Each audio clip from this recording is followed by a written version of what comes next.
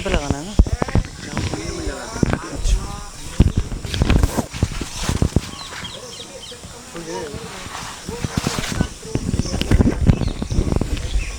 ये भक्ति की प्रधान इसी को भगवान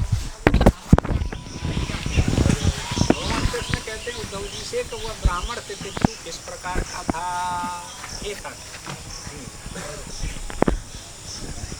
कोई कमंडलू ले लेता, हाँ कोई तो कमंडल छीन ले, कोई उसकी पीठ माने पीठा ले लेते, हाँ कोई उसकी रुद्राक्ष की माला छीन लेते। अरे रुद्राक्ष की माला पहन रखी है, सन्यासी बनना है, अवधूत बनना है, तब गुलाम माला है। और तुम बताओ साधु क्या कहे, ऐसे नहीं समझना। ये वास्तविक तो आते हैं, झूठ नहीं बोलना चाहिए। ये सभी के साथ में होते हैं ये प्रसंग, आप ऐसे नहीं समझना। वास्तविक ऐसी घटना हुई है। मैंने एक व्यक्ति से कहा कि आपने भाई झोली क्यों छीनी। वो मिलिट्री में था आदमी, रिटायर हो गया था, एक बच्चा है, उसके पास 25 बीघा खेत है, ये सारी फॉर्मेलिटी मेरे पास है उसकी। मैंने कहते झोली क्यों छीनता है। अरे स्वामी जी करके नहीं खाया जाता इससे। तो बहुत प्रेशर डाला मैंने, इसका भोग तो तेरे को भी भोगना पड़ेगा, तू ऐसे नहीं समझना। न्याय करता कोई इस संसार में है कि नहीं है, ये बताओ आप लोग। कोई न्याय करता है इस दुनिया में?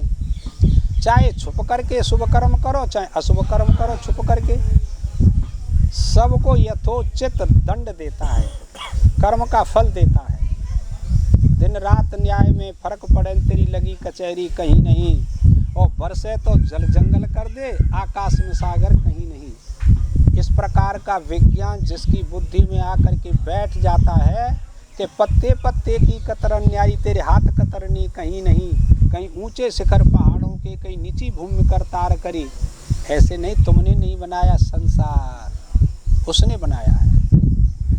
थोड़ा सा जो भगवान के भक्त हैं, साधु हैं, चाहे गृहस्थी, थोड़ा वैराग्य रखना चाहिए। हर काल में, हर समय, हर देश में, किसी देश में चले जाओ, वैराग्य साथ है तो आपको अधिक कष्ट नहीं मिलेगा। वैराग्य के बिना, विवेक के बिना सबको कष्ट होता है, रोते रहते हैं बेचारे, है ना। उसी को कह रहे हैं कि वो तितिक्षु ब्राह्मण का क्या हुआ कि कोई कमंडल छीन लेता है, कोई रुद्राक्ष की माला छीन लेता है। ये ना ये तात्पर्य है।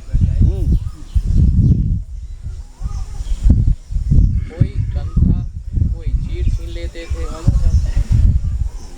इतना ही नहीं, कोई तो हृदय च पुनस्तानि दर्दतान्नात् दुर्मुनिं अन्नम च भेद्यं संपन्नम भोजान्नस्य सरित्रते त्रयन्ति च पापिष्ठा पीतञ्च मूर्धनि यत् वाचं वाचयन्ति ताड़यन्ति न भक्त चेत सर्जयन्त परे भाग्यव स्तेनो अयामित बाधनं बन्धन्त रज्ज्वातं केचित् बन्धात्म बन्धताम्।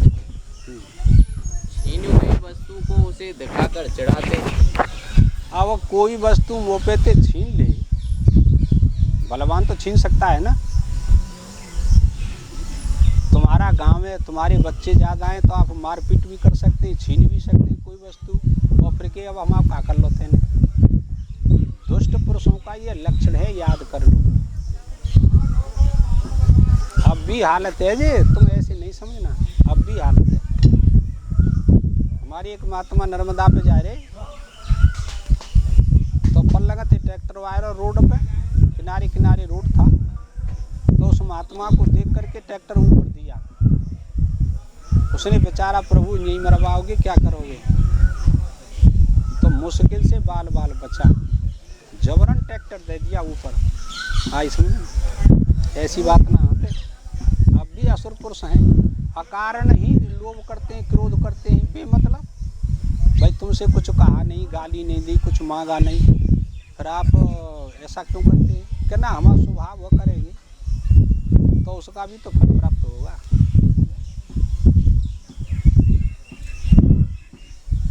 उसे दिखाकर चिढ़ाते और फिर ले लेते। और जब वह अवधूत बेचारा नदी के तट पर अपनी भिक्षा लेकर भोजन करने लगा तो पापी लोग उसकी भिक्षा में मूत्र कर देते थे। और देखो क्या हालत है रही है, पापी तो ऐसे ही होता है ना। एक रोटी देना तो जहाँ तहाँ रहा उसको खराब कर देते। नदी के किनारे क्यों खाता था भोजन लेकर के, ये साधुओं का कर्तव्य होता है। भिक्षा करो, मधुकरी कहते हैं भिक्षा से, मधुकरी करो। नदी के किनारे रह रहे हैं तो नदी में उसकी डुबकी लगाओ और फिर वो शुद्ध हो जाती है और फिर उसको खाने लग जाओ, ये तात्पर्य है। उसके सिर पर थूक देते थे, वह मौन होकर बैठा है। अब कहा कि तुम बलवान हो, ताकतवर हो, शारीरिक, पैसा भी पर्याप्त है, औलाद भी पर्याप्त है, फिर अब वो बेचारा क्या कहे, वो तो सन्यासी महात्मा है ना। राग दोष कैसे करे? राग दोष जहाँ होता है वहाँ अविद्या रहती है, याद कर लो। स्थूलता त्याग कर देता है, राग द्वेषों की स्थूलता तो त्याग दी और सूक्ष्म में बैठी हुई है वृत्ति। क्या वृत्ति है? आपस में गृहस्थ में झगड़ा हो गया और फिर पंचायत जुरी, फैसला हो गया। ध्यान करना, एक दूसरे के घर नहीं जाते थे किसी में प्रोग्राम में, लेकिन अब फैसला होने के बाद अब उस एक दूसरे के घर जाने लगे, तो वो दिखावटी तो हो गया काम, पर अंदर जो सूक्ष्म विचार बैठा हुआ है वो नहीं जाता, वो बिना ज्ञान के नहीं जाता, बिना विचार के, बिना वैराग्य के वो नहीं जाता, वो बना रहता है। यही दुख का कारण, जन्म का कारण यही है, ये बात।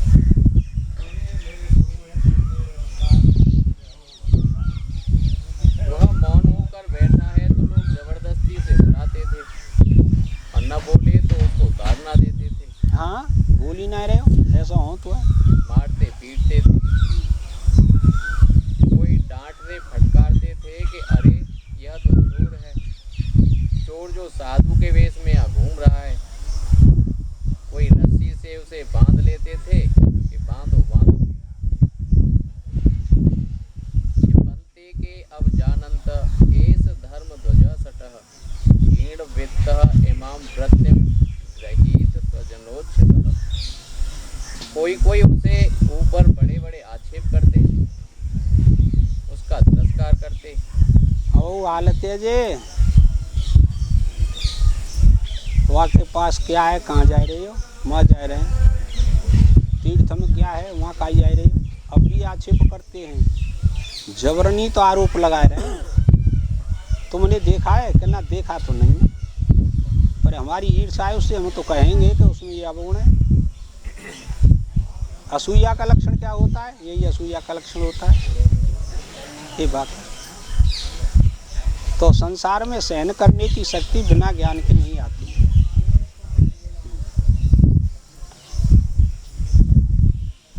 क्या आक्षेप करते, क्या तिरस्कार करते।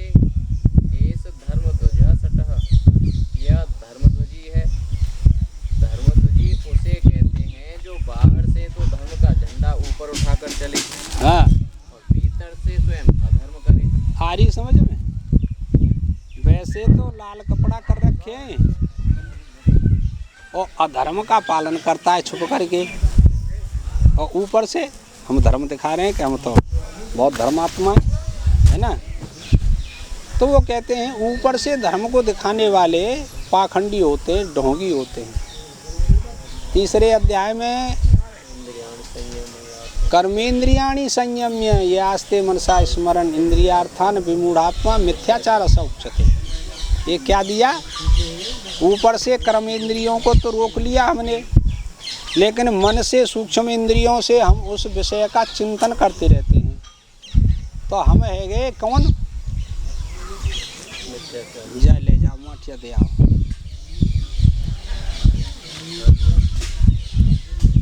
जैसी सूदे आदमी ने कि कछु ना चले, जा मैं कहा नहीं देख रहे, और वहाँ प्रसाद लियो।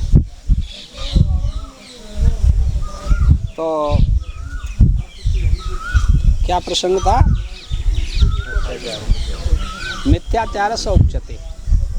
ऊपर से कर्मेंद्रियों को मैंने रोक लिया और मन से उन विषयों का चिंतन करता रहता है कोई पुरुष, तो वो दम्भी ढोंगी पाखंडी कहलाता है ना। तो अब वही बात हो रही है, क्या कह रहे हैं अज्ञानी पुरुष उससे कि ये दम्भी ढोंगी पाखंडी है, ये तत्व। और होता है ऐसा, जब तक पाप सारे क्षय न होंगे